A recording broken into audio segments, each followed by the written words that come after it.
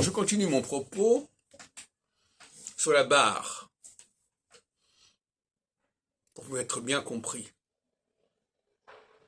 En phase équinoxiale, on met la barre plus haut. Et donc, seuls les plus doués pourront avoir la parole, pourront avoir les responsabilités. En phase solsticiale, on baisse la barre. Et là, on va avoir une quantité de gens qui vont être, qui seront dans le coup, en quelque sorte.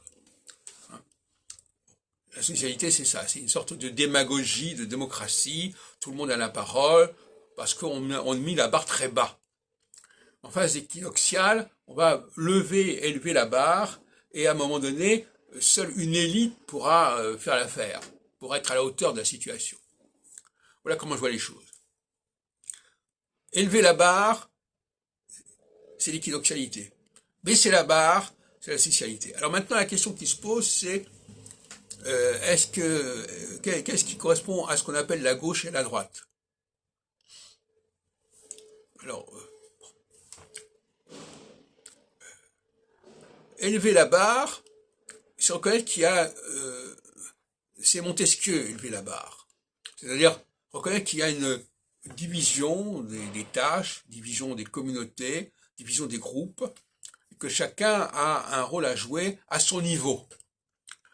C'est ce qu'on appelle rester à sa place. Il faut que chacun connaisse sa place et que tout le monde ne soit pas à convoiter les mêmes places.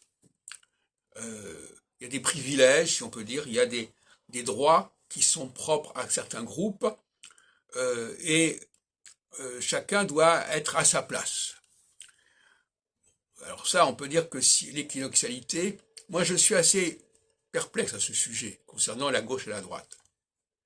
Parce que les discours de droite et de gauche sont tellement confus que c'est difficile à dire. C'est pour ça que je préfère parler d'équinoxialité et de socialité, que les gens s'y retrouveront.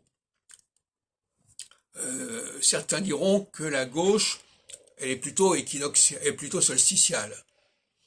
Mais en même temps, la gauche, elle n'accepte pas le nationalisme, le fascisme, etc., qui est propre à la socialité. Parce que la socialité, c'est, en fin de compte, voilà, on est tous dans un même peuple, une même nation, une même structure, voilà. Bon. Donc, à mon avis, c'est plutôt ça la droite. Donc, la droite est plutôt vers le nivellement, vers le bas. Et la gauche est plutôt vers le nivellement, vers le haut, avec des spécialistes, avec une certaine conscience de la lutte des classes. Et la gauche est plutôt du côté de Montesquieu, et Rousseau, avec sa volonté générale, sa souveraineté, est plutôt du côté de la droite. Mais on peut en discuter, on peut en débattre. C'est une vraie question. Qu'est-ce que c'est? Parce que si on a un débat sur l'alternance, qui est à mon avis le principal débat à avoir à l'avenir au niveau du droit constitutionnel, où est la gauche, où est la droite? Quelles sont les valeurs de gauche, quelles sont les valeurs de droite? Moi, j'essaie de contribuer au débat, mais la question reste ouverte. De toute façon, en tout état de cause, à l'avenir, il faudra qu'on dise, il y a une alternance à un moment donné où on élève la barre, et une alternance à un moment donné où on baisse la barre. Bon. Alors maintenant, que ça s'appelle de la gauche ou de la droite, ça c'est un autre problème. Moi, je pense effectivement que le nationalisme, c'est quelque part une volonté de refuser les clivages.